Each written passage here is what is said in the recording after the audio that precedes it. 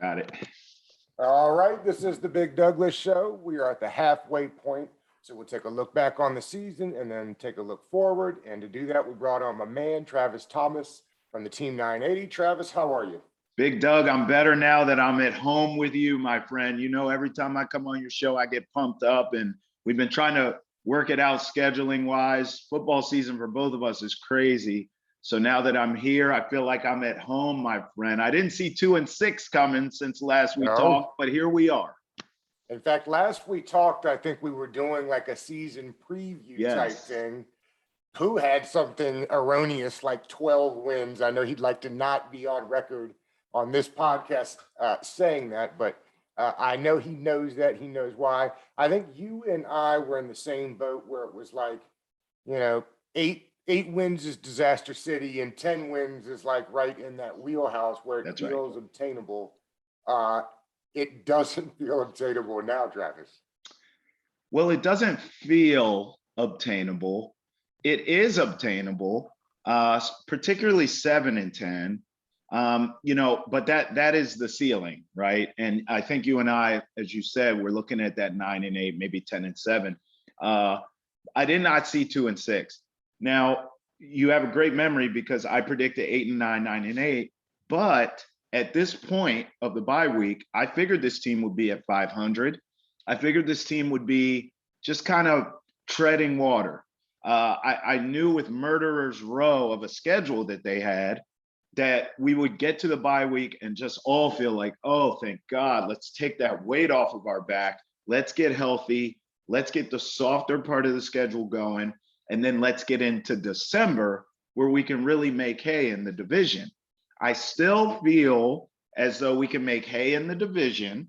I still feel as though this is the softer part of the schedule, but I did not see Murderer's Row just taking a pound of flesh out of this team. I mean, 2-6 is an incredible hole to climb out of, and we're not seeing a ton to encourage us to think there's a lot of wins coming. But I mean, look, you know this as well as I do, and I talked about this on the show, that extra wild card, that 7th spot. Right now, if the playoffs started today, which they don't, I understand that, but there's a lot of 3 and 5, a lot of 3 and 6. So you just have to figure out a way to get some wins. And to use that cliche, Big Doug, you know, they had to take it a week at a time. But if they can do that and you can get to December, it could get interesting, brother. It could. Maybe 7 and 10 does get you in. Does this team get to 7 and 10? I don't know. We were 1 and 5 this time last year. And Ron Rivera was telling anybody that would listen, you know, we went for 2 in the Giants game because we're out here trying to win some football games and go for the division. It does not feel like that this year. No. Ron is not the same Ron Rivera talking about, come on, we got a division to win. Now, I get that this is a different Cowboys team. The division is set up a little differently. But very surprising, the different in tone and tenor that Ron had last year compared to this year. Are you surprised by that? I am very surprised. I've been surprised by Ron all season. And to me, I almost get that this team is different because there's no identity. So I understand that. Last year, even though they were struggling, the defense was playing well, and they were just, you know, like a bloody nose team. They were just a lunch pail team. They felt that way. In watching the games, you felt that. This team took on Ron's toughness and persona. We all know what he was dealing with. And I just always felt as though, like all of us, if the offense can just figure it out or just take the step. And at that time, I thought it would be Dwayne Haskins. We know the rest of that story. But it almost just always felt like they were a step behind on the offensive side. And if that could come together, boy, you had a team. I think the issue this year is it's too helter-skelter for both. The offense in the beginning of the season looked like, okay, we got something cooking here, but the defense struggled. Now, lately, the defense has been playing better, but the offense has regressed. That's why we can't put our arms around it as fans and media members. But Ron, oh my God. I mean, this guy gives me more mixed messages. I can't even take it. What are we doing, Ron? First he tells you, well, you know, you almost wish you didn't make the playoffs, so the expectations weren't there. This is a rebuild year. Never heard a coach ever say that before in my life. I watched a lot of football. And by the way, Big Doug, let's just keep it real. if it were a rebuild year, and that's the way he really felt, because it's BS. But let's stay with that and say that's how he felt. You keep Heineke, you keep Allen, and you draft a quarterback to develop, right? None of us would have said it. We would have been a little confused because you were in the playoffs, but we would have rolled with it. And Ron, we trust, especially for that young quarterback. We would have watched that.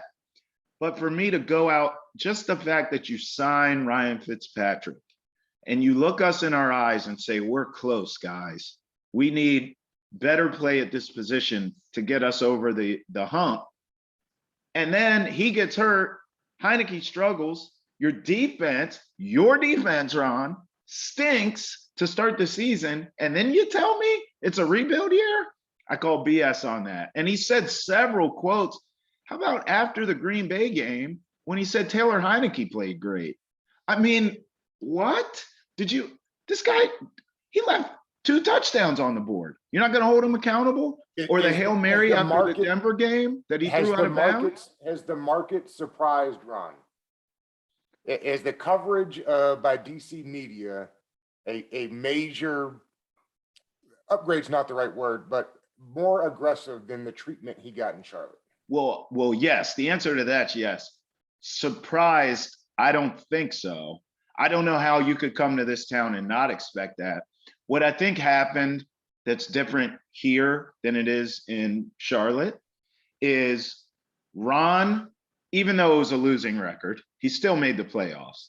And I think Ron in his mind thought, I have some equity here. I have some sweat equity built up with the media. They're not going to give me a hard time and try to run me out of here if we struggle. Patience, that's why he preaches that, right? Patience and blah, blah, blah. The difference is if he took that Carolina team to the playoffs, he probably did have sweat equity for a season or 2 until the Wolves came out, right? But this isn't Charlotte. And in DC and New York and Philly and LA and Miami and places like that, you are judged, forget year to year, brother. You're judged game to game. Yep. You're judged week to week. Don't be mad at us because your team's underachieving. You got to get them prepared. You got to get them ready. That's why I'm excited for the second half of the season, because not just the players, the second half of the season is going to tell me a lot about Ron Rivera. This team could quit on him, Big Doug. I don't think they will, but if they do, that would be so telling if they start losing these games and they just lay down. Well, how about this? I've been asking a bunch of the beat guys and I've got mixed opinions. I know you talk to people, maybe you know, how much of last year was actually Ron and how much of it was actually Jack Del Rio? You know, because of reasons that we all know and for reasons that are certainly acceptable and understandable, Ron won there a whole ton and needed some help getting through the year. Was last year a Jack Del Rio team and this is a Ron Rivera team, or no? Your thoughts? It's a fair question, and I think it's a moot point because neither one of them are getting it done this season anyways. I mean, Jack Del Rio can't adjust or change on the fly to save his ass.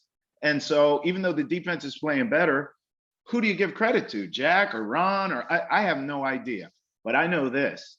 Jack Del Rio never talks. He never gives you anything. When he does talk to the media, it's filled with cliches and one-liners, and he just hates the media, and that's fine. You don't give us sound bites anyway. We don't like you much either. But here was one telling thing. As the Landon Collins saga has played out all season long, and now we see he's in the right position, which all of us have been saying he should be playing linebacker anyway, but that's another topic for another podcast. So sure enough, as that saga's playing out, there were a couple weeks there, Big Doug, and I did this on my show. There were a couple weeks where the only time Jack Del Rio gave you anything was when the beat reporters would say to him within the question, hey, Ron Rivera was quoted as saying X, Y, and Z about Landon Collins. Jack Del Rio kind of smug and just goes, oh, is that right? Well, you know, I talk about the unit. I don't talk about individual players. So if you guys want that, go to Ron.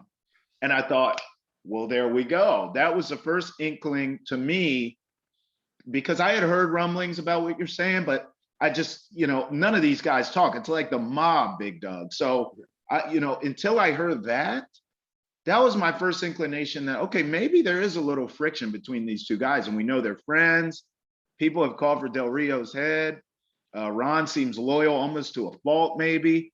So I wonder if there is a little friction there. And look, Jack Del Rio makes no mistake or secret about wanting to be a head coach in the league again. So you have egos involved too, brother, and you know how that goes.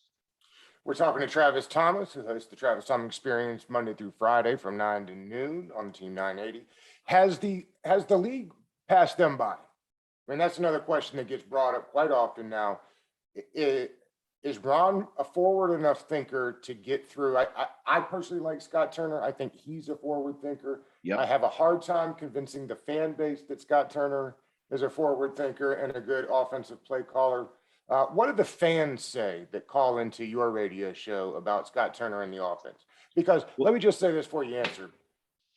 Before the season starts, can I interest you in an offense that has Curtis Samuels, Terry McLaurin, De'Ami Brown, Logan Thomas, Ryan Fitzpatrick, a healthy Antonio Gibson? Guess what? That is not the team that we rolled out since basically week one. So what are the fans thinking? Do you think there is fair assessment of the offensive coordinator? Well, first of all, to me, I think everything you named is the reason Scott Turner will be back, will be retained, will have another opportunity because of the injuries.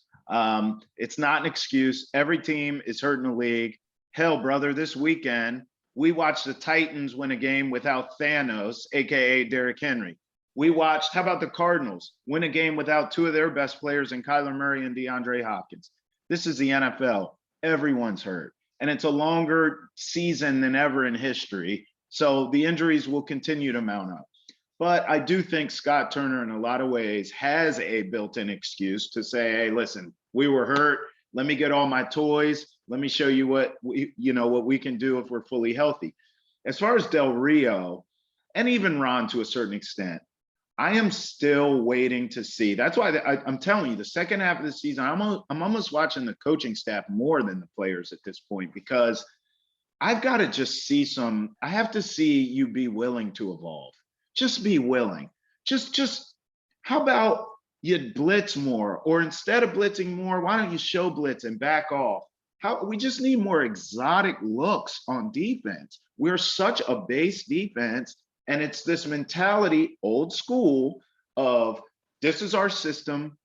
You guys need to execute it. That's why we heard that ad nauseum from Ron this season, right? After every game, what was he saying? Maturity, gap integrity, do your job. We see him call out Chase Young during the bye week. I mean, to me, if I don't see Ron Rivera, Jack Del Rio, and the defensive side of the ball make adjustments on the fly, make adjustments in the second half, show different looks, show different things, especially now with the injury to Montez, then I will feel personally more like the game is passing by. But as far as my callers, Big Doug, they want everyone out of here. 2 and 6, they want you to fire Ron. They want Del Rio. They want Turner. They want Heineke. They want everyone fly. They want everyone out of here. I mean, there's not a player other than Terry McLaurin that's safe. I've even heard people say trade Chase Young, he's a bust. I mean, they've turned on everyone, brother. It is systemic from losing. And you know that. I mean, there's nothing worse than losing and for everybody's job. I mean, how much easier and better is your job if this is a winning football team? Yeah. And I asked that to get to this question. I'm curious, where does DC fit in as far as sports towns go? Oh, I've said for years, it is an underrated sports town. I'll tell you why. I think a lot of times when we talk about sports towns, and we know them, Detroit, Boston, Chicago, LA, New York, Philly, all rightfully so. Been to all those cities, love them all. They are fantastic sports towns. They are. But DC's underrated. People think of DC, they think politics, right? They think everything but sports sometimes. But the reality is, all the pro teams, all the college teams, premier high school programs. Great fans. Now, we do have transient fans, but so do all those cities outside of maybe Boston. Boston feels like very much homegrown, but a lot of those cities I named are transient. you have fans who are from DC that stayed and still rock with their team, but you have fans that come in of other places, and there's plenty of sports bars to go to. There's plenty of pro and college and high school games to go to and enjoy sports if you want.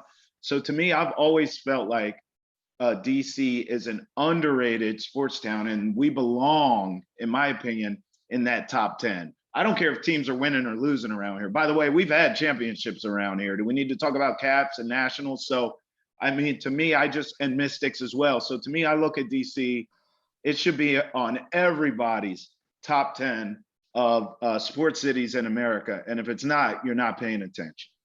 And you're starting to see a little bit too. There's a huge buzz for the early Wiz team. Huge buzz. And all that took was some winning. Pooh, how are you, my friend? I'm good. Another Monday. What's up, big dog? What's happening? What's going on? You missed my rap analogy earlier. I'm gonna catch it on the replay. Hey, don't worry about it. I'll tell you right now. I told Big Doug I'm the most underrated. I said, yo, I don't have any Grammys. I don't have any platinum plaques.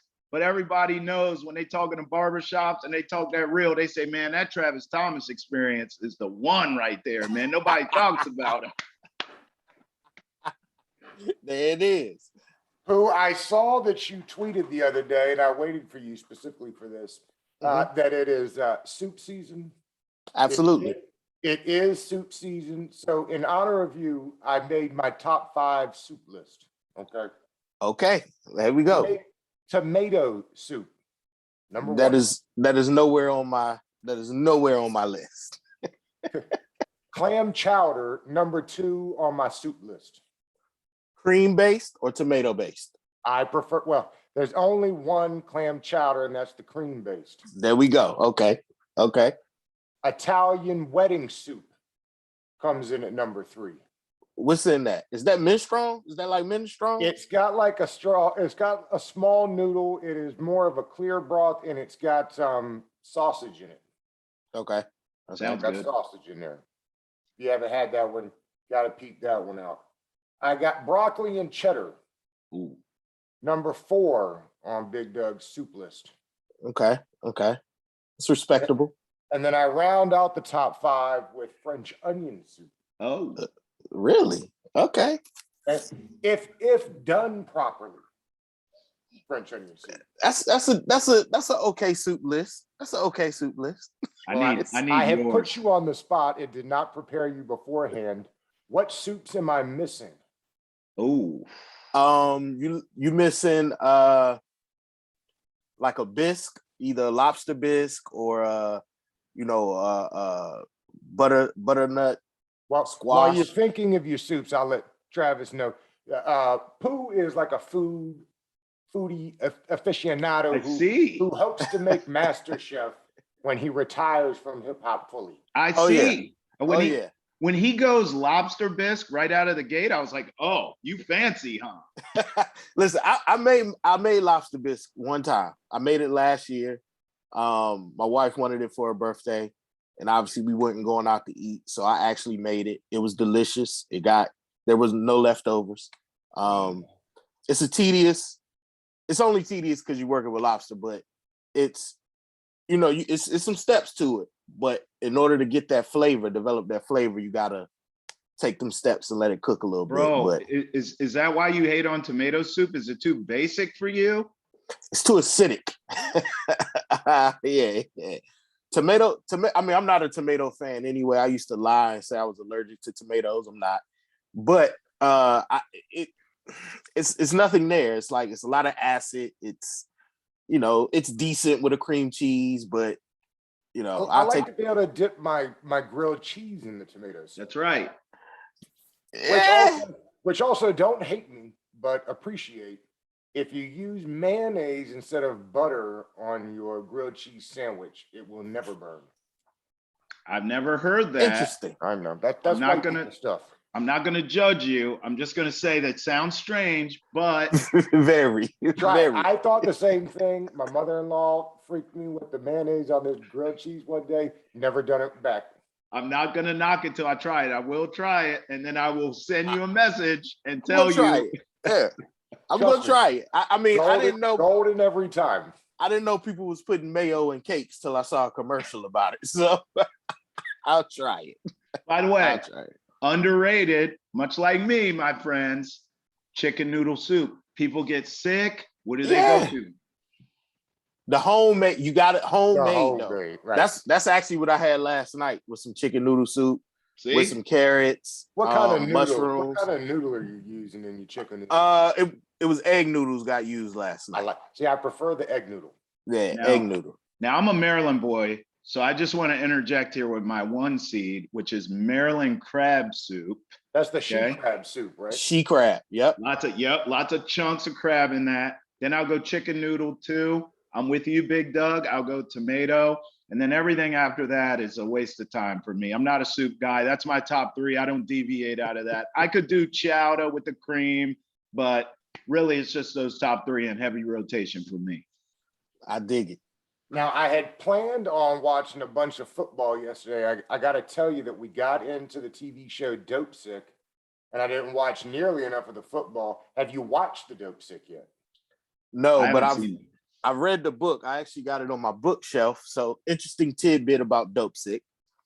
In the book is parts of the book is about my brother, who is currently in prison for the selling of narcotics. And the author of the book, Dope Sick, Beth Macy, interviewed my brother for the book that preceded the movie.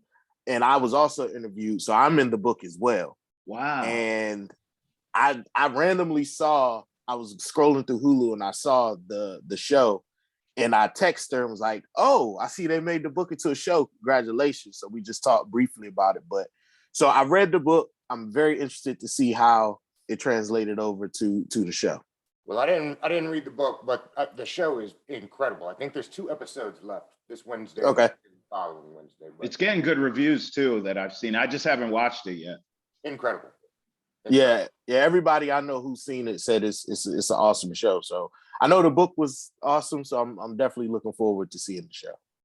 And also just the whole thing, just so sad and ridiculous and unfathomable on so many levels, and yet so predictably American. Yeah. It's all about that money, baby. Systemic. It's all about that green. Big Doug used that word earlier, systemic. Absolutely. Yeah. All right, let's get back to a little bit of football. If I said to you, what's the bigger surprise, and Pooh, will start with you, Washington football team or the Kansas City Chiefs? Kansas City Chiefs. I thought with a rebuilt line that they would be right back to where they were prior to the last playoff game and the Super Bowl game that they had. Mahomes is, we think, healthy, has his usual suspects of, weapons out there, and they rebuilt the offensive line. They rebuilt, I think it's all 5 new starters on the line. So I thought that they would be right back to where they were the past 2 seasons prior to that Super Bowl game. And to see them floundering like they've been floundering, if Aaron Rodgers would have played yesterday, they wouldn't have won that game. Pretty simple. And they still should have lost with Jordan Love. So just seeing them look like a shell of themselves on offense. I mean, the defense has always been bad, but just seeing, you used to have to outscore Kansas City. Now you're just waiting for the mistakes to happen. So I'm more surprised by that. Even with Washington, I thought Washington was going to be a lot better than what they are, but I had higher hopes and aspirations for the Kansas City team than I did the Washington team. It's a fair point. For me, it's actually Washington. So I'm glad you went to Chiefs, because I never thought, I didn't think the Chiefs would struggle the way they have because of the Chiefs. I just thought they would come back to earth a little bit because of the improvement of the Chargers within the division, because of the improvement of the Raiders within the division. And I was really high on the Broncos when Teddy Bridgewater went there, because I always thought the Broncos defense was there. Denver almost felt like AFC West version of Washington football team to me. They were just a quarterback away. And I'm not talking a world beater at quarterback. I'm talking about someone that can walk and chew bubble gum at the same time that plays quarterback. And I thought Teddy Bridgewater represented that. I wanted him here, to be honest with you, in Washington. So I thought that all those teams improving would just make Kansas City come back to earth a little. I still thought they'd win the division. By the way, they still may. But I just thought the division was much more improved. And that's what would make them, look a little human. The Washington football team, to me, particularly its struggles on defense, and particularly, and Pooh, we talked about this, Big Doug and I, before you got in. This coaching staff's inability to change and make adjustments for second halves and audible and playing guys out of position and not playing certain guys. And I mean, what the hell's going on? I didn't see that coming. I never felt like, even with Fitzpatrick, Heineke, Allen, I didn't care who it was. I never thought this offense was going to be the greatest show on turf, but I thought the defense would carry you.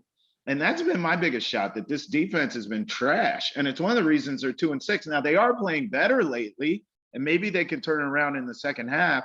But to me, that's the Chiefs, I just thought would come back to earth a little. The Washington football team, at least the first part of the season, have been bad. I didn't see that coming. Now, I'm not out on Ron yet. I'm not one of them fans who already done jump ship on Ron. But I will say this.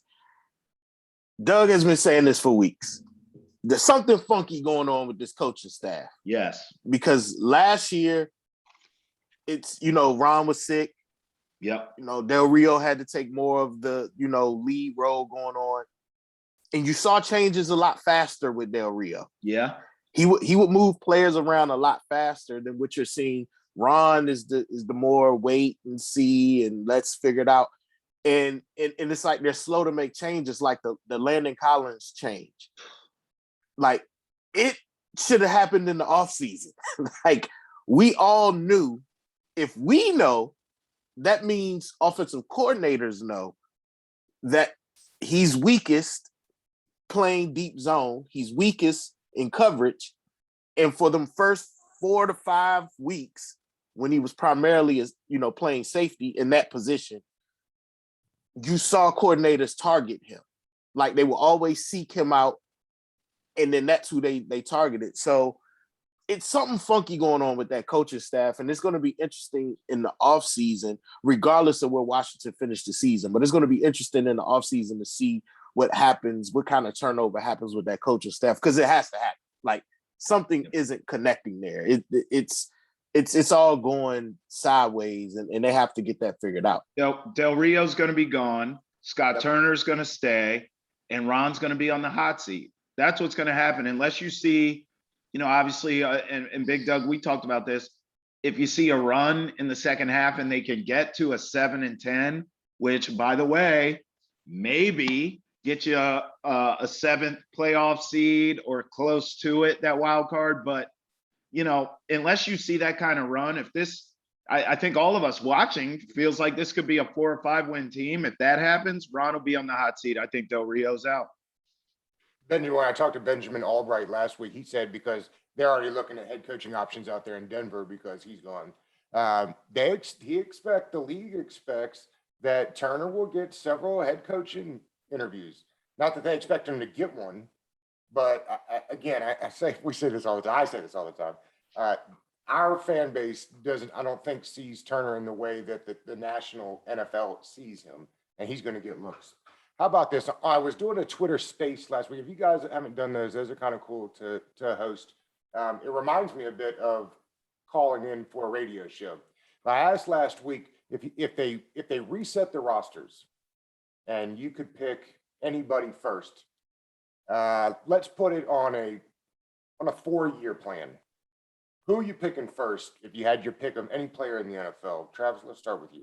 Oh, I thought you meant someone on the Washington football team. Any player in the NFL? Resets for Madden style. We're doing we're doing a new draft. You can pick any player in the league. That's yours. 4-year plan.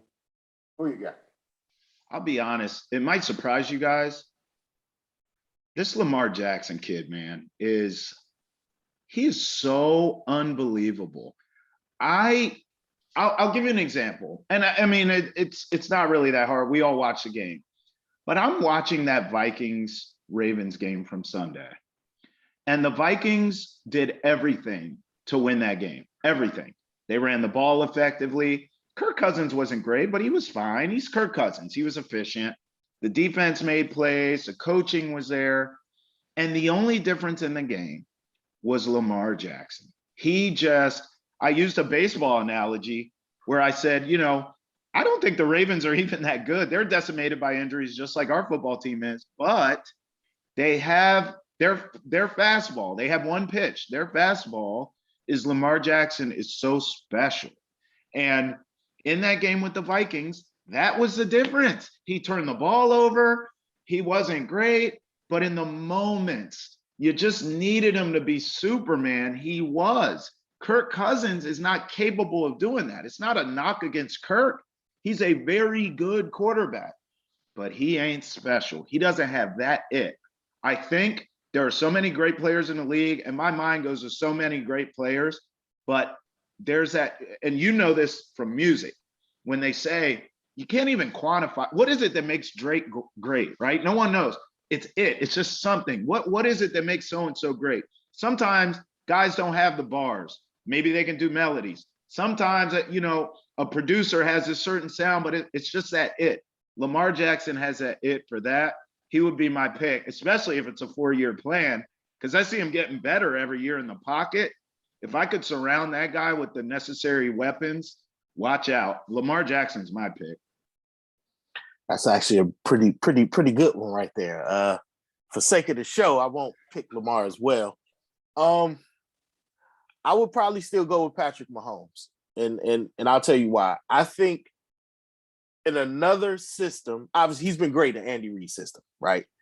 But the one problem Andy Reid's system has always had is Andy Reid hates to run the ball.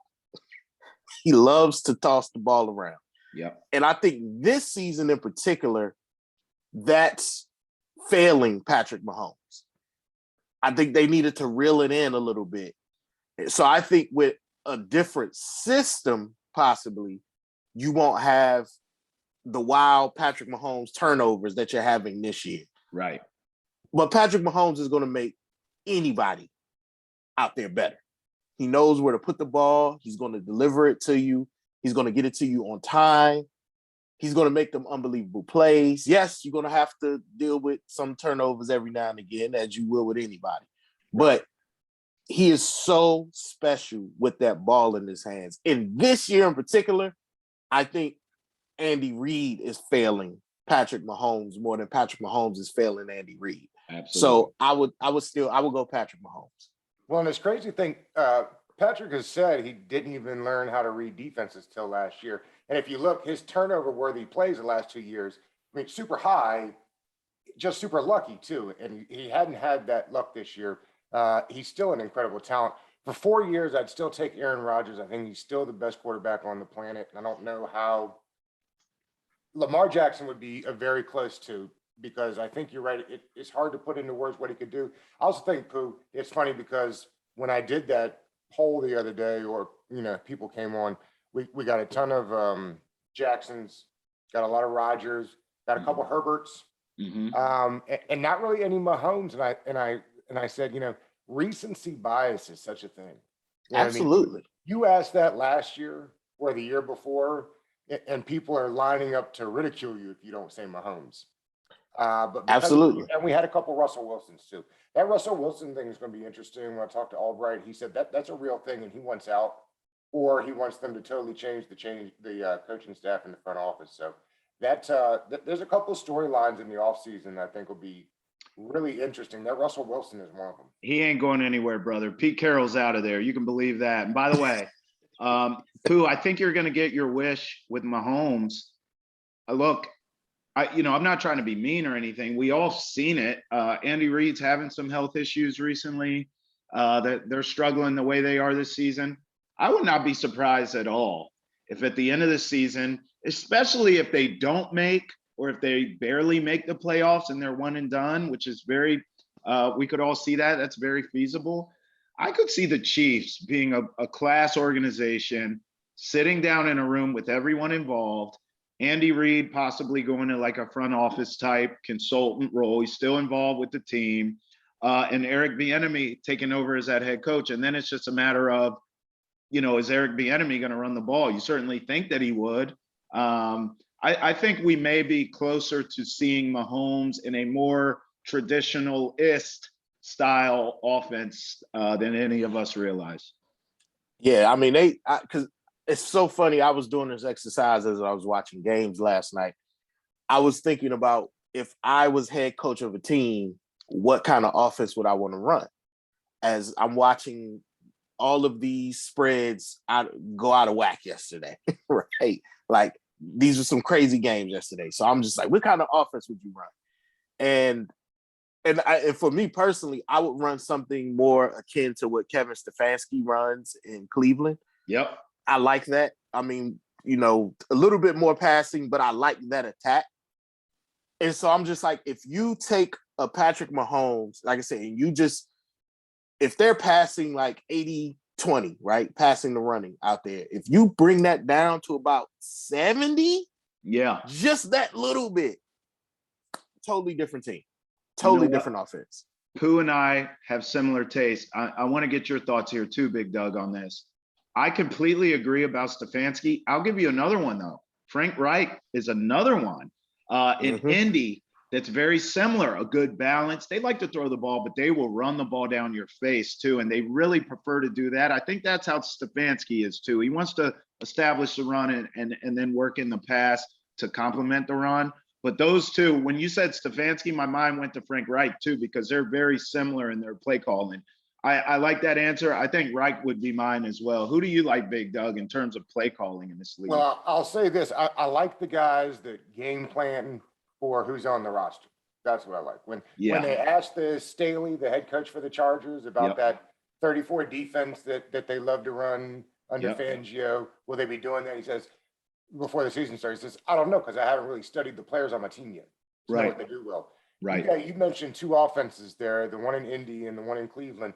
You know what they got? They got Nick Chubb on one, and they got Jonathan Taylor on the other. You know what I mean? Like, absolutely. I would have run the ball too if I got Derrick Henry or Nick Chubb. But you gotta, that Cleveland, Kevin Stefanski, what made me a believer, Nick Chubb was hurt, Kareem Hunt was hurt. Thank you. Yeah. They brought in Dearness Forrest, and he still got loose. He looked like Nick Chubb. That's that outside zone, right? From the Shanahan system and that Stefanski. Let me make it Let me make it more simple. It's something we don't know about around here in Washington. It's called a commitment to the run. That's what it's called. And you can even see the reason why I like them offenses is a commitment to the run, but I also like them offenses because they move the pocket a lot. Yes. And you saw that if you saw the game last night, the Rams were doing nothing in the first half, doing straight drop back. Soon as they started moving the pocket and moving Stafford around in the pocket, what happens? Yep. Receivers get open. He has time to throw the ball. They just weren't running enough for it to be effective that whole second half. But when you run the ball and then you move the pocket, there's going to be big plays open. Yeah. Like Cleveland will probably have more big plays if, the OBJ thing worked out, if Landry didn't get hurt. Like they keep getting injured out there. But I like them offenses because they control the clock and they ground and pound. So they're wearing out the defensive line in a whole different way. Basically how Dallas used to play until Dak showed he could throw for 400 yards a game. And now that's all Mike McCarthy wants to do. But that type of offense limits your defensive exposure. Yep. You can make it amendable to whatever type of players you have. If you have a good running game, if you have a decent running game, if you have an offensive line that run blocks better than they pass, like you don't need a world beater at quarterback. You just need somebody who's not going to turn the ball over.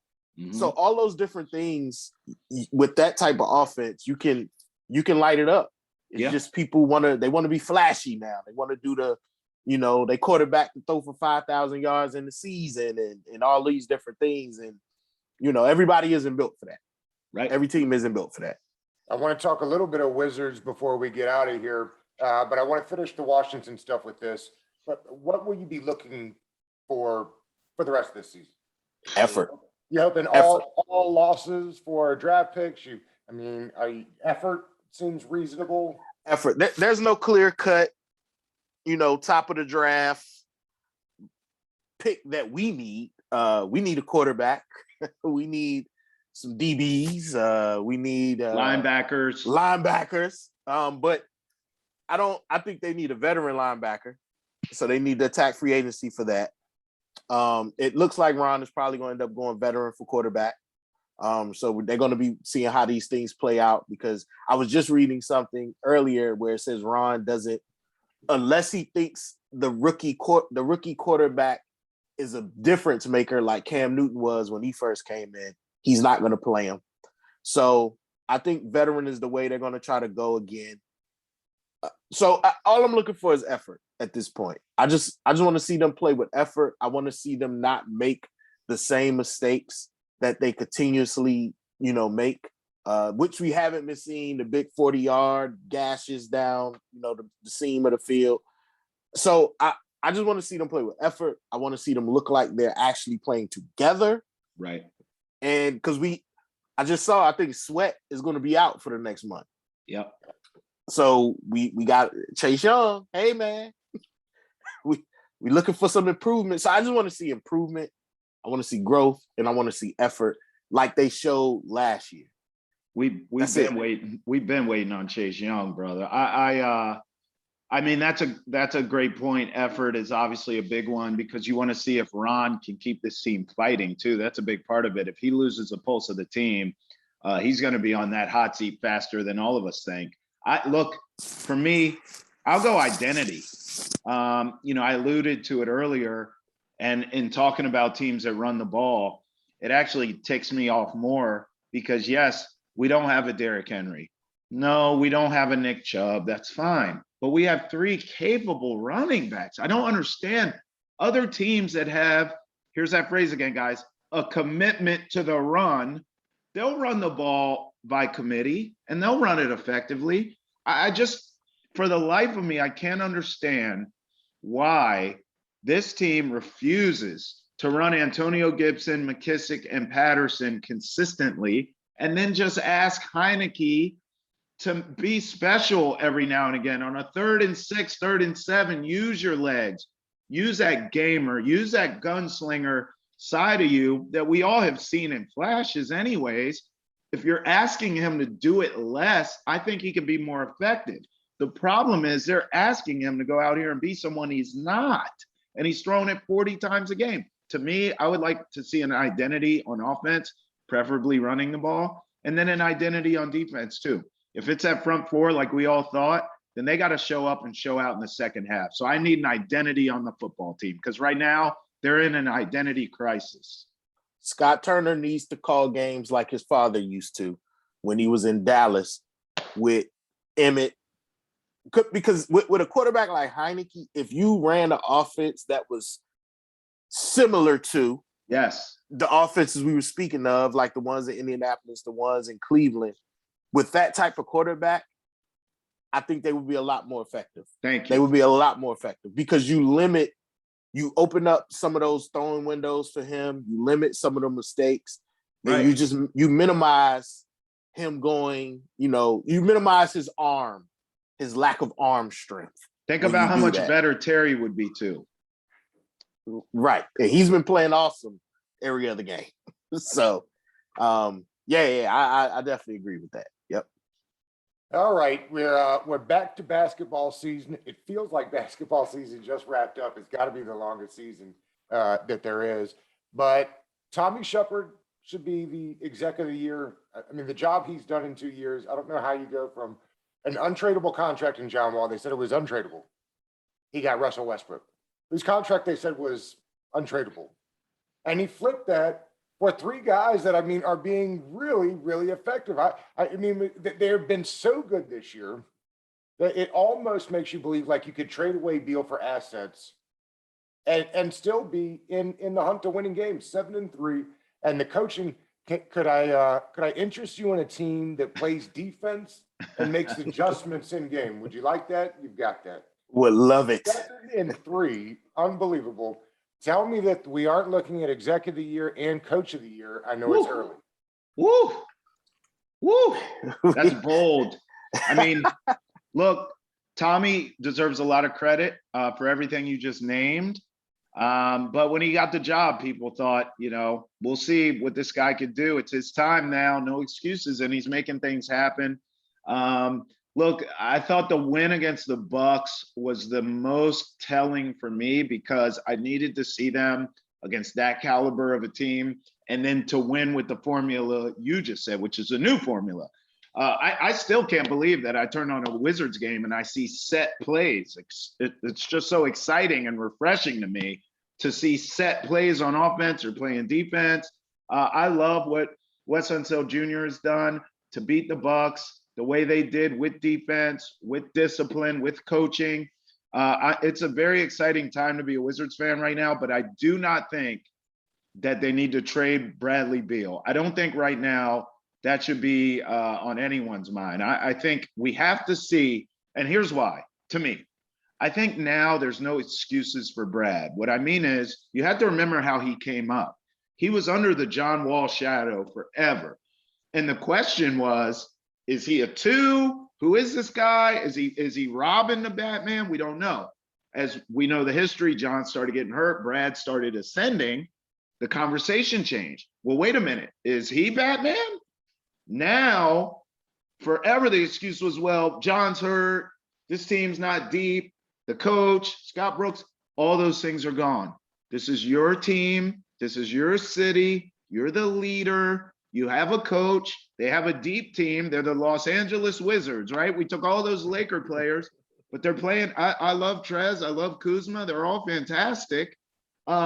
He has talent. I'm not acting like, this is the 72-win Bulls or anything, but he has pretty good talent around him. He has a point guard that works with him. They're friends. No excuses for Brad. So I want to see what he can do with that before I start thinking of moving him and getting assets. Let me see him with these guys because now he has a supporting cast. By the way, what are we seeing still from Brad consistently? He is not good late in games, brother. He is turning the ball over. He makes bad decisions. So that's what I'm saying. Before we move him, I need to see everything before I sign off on trading him. And I'm not suggesting we should move him. It just felt like you could have never done that before. Right. And the quality of player they've added to the roster just makes it feel like it's conceivable. I wouldn't listen. Brad isn't going anywhere. Okay, him and Tommy, right. Tommy are locked in step. I think if Brad was going to go anywhere, he would have took the opportunity to leave when Russell left. Right. It was discussed. He thought about it and he decided to stay. And I think that was once he realized it was players, which he probably knew beforehand, it was players wanting to come play with him. Right. KCP wanted to play with him. They're friends. Dinwiddie signed here because he wanted to play with Brad. Right. It's Brad's team. Yep. Like he is the true alpha dog. Yes, Russell Westbrook said that last year, but everybody knew Russell Westbrook was who people were following. Right. This is Brad's team. And Brad has said repeatedly, the grass isn't always greener. Yeah. Yes, I can go to another team, but I'm no longer the guy. Like now I may be third in the pecking order.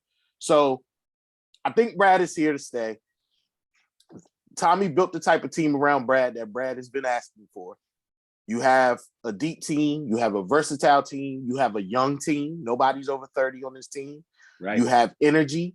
You have what you need. You have what you want. And you know he does because you see him out playing defense. Right. Especially like his shot hadn't been falling prior to the last couple of games. What was Brad doing? Playing defense. That's right. Last night, seeing the bench get excited when the team is playing defense. How they got excited for Denny Avdia, how they got excited for Brad Beal when he beat up Grayson Allen. That's a clear sign for me of what this coaching staff is implementing. Are they going to be locking people down to where nobody's scoring over 85 on them? No, this is the NBA. It's not going to happen. Making the stops when it matters. Yep. is all you look for. And now they have wings. Denny obvious jump on the defensive end. The defense he's been playing this season, listen, he's doing the little things. Grab rebounds, play defense, make some assists. Hey, man, work on your bucket getting. That's okay? right. We're good. Like, he's been playing defense. Kuzma's been playing defense. KCP comes in as a defensive player. Trez has been playing.